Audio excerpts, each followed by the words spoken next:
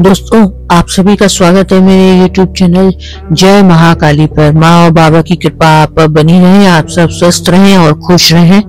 तो आज का जो विषय है वह है जो लोग साधना करते हैं उन्हें साधना में पूरी तरह से सफलता क्यों नहीं मिल पाती, जबकि वो सारे नियमों का अनुसरण करते हैं, सब कुछ करते हैं, लेकिन उसके बाद भी उन्हें पूजा और साधना में पूर्णता लाभ नहीं मिल पाता है। उनको साधना में किसी भी प्रकार की कोई अनुभूति नहीं होती है, ना ही उनकी समस्याओं का निदान हो पाता है। इस तरह से कुछ लोग तो साधना करना ही छोड़ देते हैं या उनका विश्वास डगमगा जाता है उस साधना पर से। तो आज इसी विषय पर हम बात करेंगे और कुछ जरूरी बातें मैं आपको बताऊंगी इस विषय के बारे में। तो आपसे विनती है कि आप यह वीडियो शुरू से लेकर अंत तक जरूर देखें। सबसे पहले जरूरी है आपका अडिग विश्वास अपने गुरु के प्रति, अपने इष्ट के प्रति। भी साधना या पूजा आप कर रहे हैं या जो भी मंत्र आप उठा रहे हैं उसके प्रति आपको पूर्ण विश्वास होना चाहिए। जिस इष्ट या देवता की आप पूजा कर रहे हैं उसमें और अपने गुरु में आपका अटूट विश्वास होना बहुत जरूरी है। आपका अपने ऊपर भी दृढ़ विश्वास होना चाहिए। आपके मन में ये ख्याल नहीं आना चाहिए कि मैं ये कर पाऊंगा या नहीं, या ये मुझसे होगा या नहीं। ऐसे कोई भी विचार आपके मन में नहीं आने चाहिए। आपको अपने ऊपर पूर्ण विश्वास होना चाहिए। इस तरह से जो लोग संशय में रहते हैं उन लोगों की साधना कभी भी पूर्ण नहीं हो पाती है। इस बात का आप ध्यान रखें। आपने जो भी साधना चुनी है उस पे आपको अडिग रहना है। चाहे आपके साथ वाला व्यक्ति आपको कोई भी साधना बताए, किसी भी तरह से कुछ भी समझाए, लेकिन आपको अपनी साधना के ऊपर और अपने विश्वास के ऊपर अडिग रहना है। कभी कभी ऐसा होता है, ऐसे बहुत सारे लोगों के अनुभव हैं और मेरा भी अनुभव है कि ऐसा कभी कभी होता है कि जब हम पहले दिन ही एक माला का जाप करते हैं तो अनुभव महसूस होने लगते हैं। कई कई दिन तक कभी कभी कुछ भी अनुभव या अनुभूति नहीं होती है साधना की। ये जो मैं कह रही हूँ कि आपको अपने इष्ट में और अपने ऊपर पूरा अडिग विश्वास रखना है, वो इसीलिए कह रही हूँ कि कभी कभी अगर अनुभव नहीं होते हैं तो आपको विश्वास रखना है और उस साधना को आपको दोबारा से करना है। दोस्तों, कभी कभी ऐसा होता है कि जो हमारे नेगेटिव कर्म होते हैं उनकी वजह से साधना का अनुभव नहीं हो पाता है, तो आपको अपनी साधना जारी रखनी है, लगातार करनी है। जैसे जैसे हमारे नेगेटिव कर्म कटते चले जाएंगे वैसे वैसे आपको साधनाओं में अनुभव होने लग जाएंगे। दूसरा है, जिस समस्या के लिए आप साधना कर रहे हैं उसका मतलब तो यही होता है कि आपने अपनी समस्या को ईश्वर के ऊपर छोड़ दिया है या आपने अपनी समस्याओं को ईश्वर के ऊपर रख दिया है। मैंने ये समस्या को भी आपको सौंप दिया है, मैंने अपने आप को भी आपको सौंप दिया है। आपको देखना है मेरे जीवन में जो कुछ भी हो रहा है, अच्छा या बुरा, वो सब कुछ आप ही को देखना है। तो मैंने अपने आप को आपको समर्पित कर दिया है।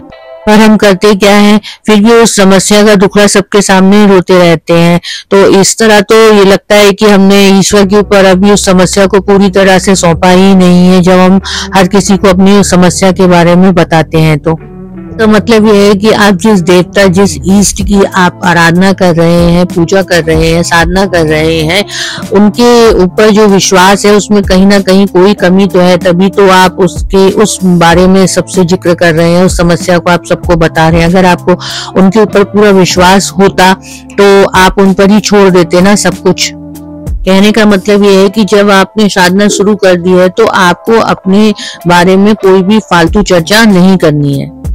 दोस्तों, जब हम उस प्रॉब्लम को बार बार बोलते हैं तो उस प्रॉब्लम को भी एनर्जी मिलती है। जैसे हम साधना करके एनर्जी प्राप्त करते हैं, इसी तरह जब हम उस प्रॉब्लम का डिस्कशन भी बार बार करते हैं तो उसे भी एनर्जी प्राप्त होती है।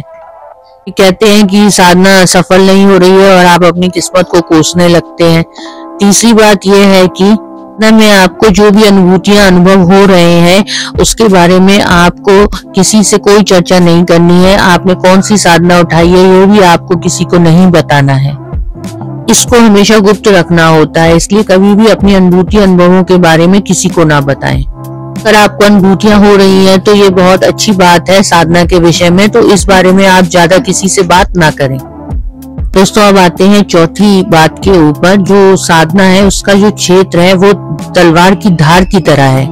कई बार लोग सोचते हैं कि हम ये साधना कर लेंगे तो हमारे पास बहुत पैसे आ जाएंगे, मैं ये साधना कर लूंगा तो मेरा बिजनेस चल जाएगा। लेकिन साधना का जो क्षेत्र है उसमें एक एक कदम बहुत संभल संभल के रखना होता है।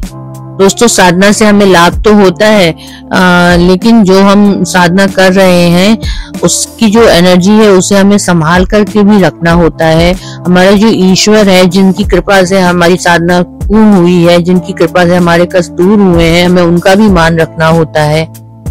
दोस्तों, ये सबको पता है कि साधना में शरीर और मन की शुद्धि होना बहुत जरूरी है। तो हमारा जो शरीर है इसकी जो 5 लेयर होती हैं, पहला है मेंटल लेवल, दूसरा है फिजिकल लेवल, तीसरा है स्पिरिचुअल या आध्यात्मिक लेवल, और चौथा है इमोशनल लेवल, और पांचवा है एनर्जी लेवल, जो ऊर्जा हमारे शरीर में प्रभावित हो रही है। हमें इन 5 लेवल को शुद्ध बनाए रखना बहुत जरूरी है, प्यूरिफाई करना बहुत जरूरी है।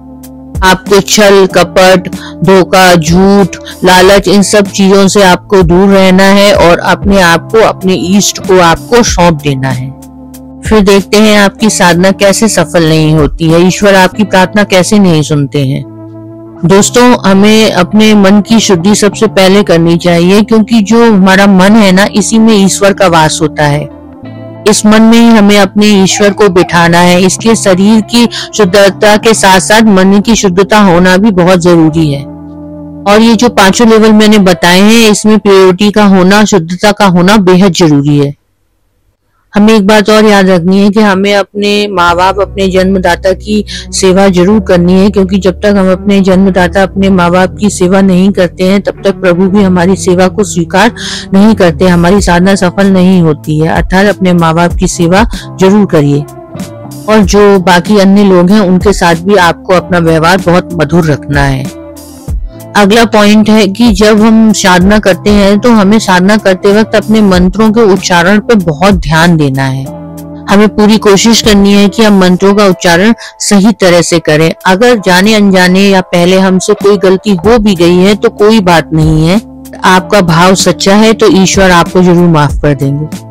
कोशिश करें कि जिस मंत्र को आप साधना करने वाले हैं उस मंत्र को आप कहीं लिख करके उसकी थोड़ी सी प्रैक्टिस कर लें, उसका उच्चारण करने की आदत डाल लें, उसके बाद आप साधना शुरू करें। कि जो भी शब्द हमारे मुंह से निकला है, जो भी मंत्र हमारे मुंह से निकला है, उसकी अपनी एक फ्रीक्वेंसी है, उसकी अपनी एक ऊर्जा है, वो अपने अंदर एक एनर्जी को समाये हुए है। इसलिए हमें जो मंत्र हैं बहुत सोच समझ करके और बिल्कुल सही बोलने चाहिए। वही ऊर्जा पूरे ब्रह्मांड में फैल जाती है और वही एक संपर्क बनाती है हमारे और देवी शक्तियों के बीच में।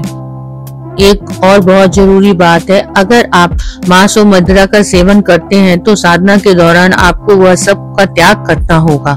आप मांस और मदिरा से बिल्कुल दूर हो जाइए, क्योंकि दोस्तों जो तामसिक साधनाएं होती हैं उसमें तो आप कर सकते हैं सेवन, लेकिन जो सात्विक साधनाएं होती हैं उसमें मांस और मदिरा का सेवन आप नहीं कर सकते। हमारे हिंदू धर्म में वैसे भी मांस और मदिरा को अस्वीकृत माना गया है। दूसरा दोस्तों, आपको साथ ही ब्रह्मचर्य का पालन भी करना है। दोस्तों, अगर आप नए नए अभी साधना के फील्ड में आए हैं तो आपको जो शुरुआत करनी है वो बहुत छोटी छोटी साधनाओं से करनी है। बहुत कम कम दिन की साधनाएं आप उठाइए। आप 11 दिन की, 21 दिन की साधनाएं उठा सकते हैं। इसके पीछे कारण यह है कि जब हम साधना करते हैं तो साधना काल में हमारे आसपास बहुत सारी ऊर्जा आ जाती है। तो जो आपका शरीर है वो इतनी ऊर्जा ग्रहण करने के चक्कर में बहुत परेशानी उठा सकता है, क्योंकि शरीर को अभी इतना अभ्यास नहीं है इतनी सारी ऊर्जाओं को ग्रहण करने का। दोस्तों, कई बार आपने सुना होगा कि साधना के बाद या साधना के दौरान साधक को गुस्सा बहुत आने लगता है, क्योंकि उस समय उसके दिमाग और शरीर में इतनी ताकत ही नहीं है कि वो उस ऊर्जा को संभाल सके। एक्चुअल में साधना में होता क्या है, हम ऊर्जा मांगते हैं अपने ईष्ट से, अपनी प्रार्थना करते हैं अपने ईष्ट से ऊर्जा के लिए कि हम अपनी जो हमारी समस्या है उसकी पूर्ति कर सकें। जब हमारे ईष्ट हमसे प्रसन्न हो जाते हैं तो वो ऊर्जा हमारे ईष्ट हमको दे तो देते हैं, हमारा जो शरीर है वो एक भरे हुए गुब्बारे की तरह हो जाता है जो कभी भी फट सकता है। इसीलिए हमको गुस्सा बहुत आता है। आपको चिड़चिड़ापन भी आएगा, आपको थकान भी आएगी। इसलिए जिन लोगों ने पहले कभी भी शुरुआत नहीं की है वो लोग छोटी साधनाओं से अपनी शुरुआत करें। दोस्तों, ये था आज का टॉपिक। अगर आपको अच्छा लगा हो तो आप मेरी वीडियो को लाइक एंड शेयर करें और मेरे चैनल को सब्सक्राइब करें। जय महाकाली।